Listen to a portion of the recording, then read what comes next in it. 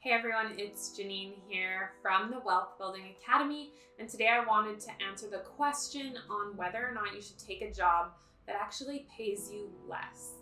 Now, this is a challenging question, especially because of the times we're living in with recessions and pandemics.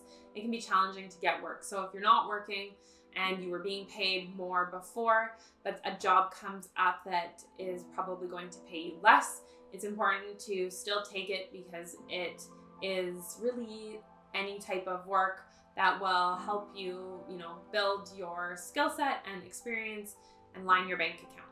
In addition to this, if this isn't your situation and you are gainfully employed but looking to make a move, there are some things that are important to consider when you are deciding whether or not to take a job that actually pays you less.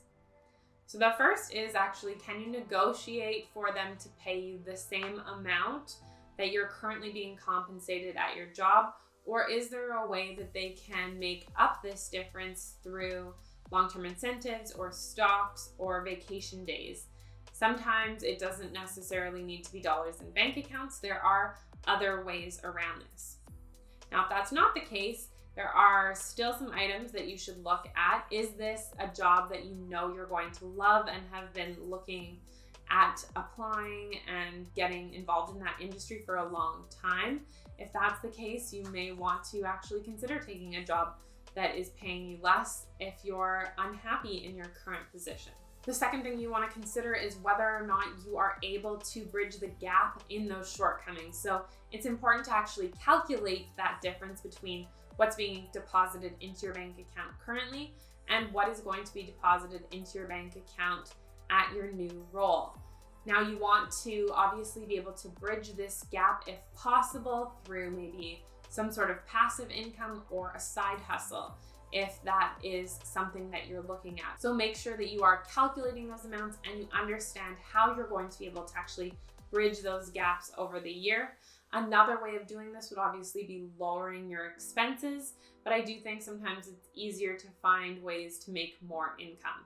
Another area that you'll want to look at is whether or not this role is going to allow you to grow into a new industry, or if it's a completely separate role. So if you are an accountant like myself and you want to go into software engineering, chances are you're probably going to have to take a pay cut to actually ultimately end up making maybe more money in the long term. And that kind of rolls into my next point, which is make sure you're not just looking at 1 year. Take a look at 5-10 years. What is your earning potential? So if you're going from a job in a union, maybe earning $60,000 a year, and then you maybe in this case get designated at an accounting firm and you're earning about $40,000 a year, know that that's only temporary, and then over the years you're actually going to surpass that $60,000, and the potential to earn in the private sector, for example, is quite a bit higher than what you'd be maybe stuck at in a union job. And the last point you want to look at is how you'll be able to build connections in that new role if that is an industry that you're interested in working in. So for myself, I'm a CPA by trade, very involved in the finance space. And I guess ultimately my dream job would be to run a fintech company. So a good stepping stone for me was taking a role at a tech company to kind of get that technology side of things. When you're making this decision, know at the end of the day that only you can make the right decision for you. And there are a lot of different factors that you need to take into account when determining whether or not you should actually take a pay cut for a job that you know you're going to love. If you enjoyed this video, please give it a thumbs up and subscribe to my channel. And if you have any comments or questions around taking a job that ultimately might pay you less, please leave them in the comment section below, and I will see you next week.